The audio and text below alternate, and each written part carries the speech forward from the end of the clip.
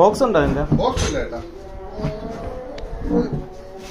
Storage എത്ര വരുന്നു? 256. 12 GB റാമോ?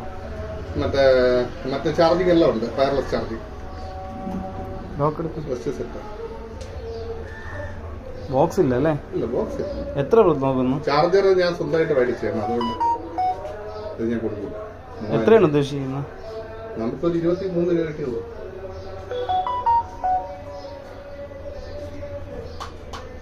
ഇത് മറ്റേ 100x zoom ഉള്ള ക്യാമറ, ചന്ദ്രന്റെ പൊട്ടത്ത്.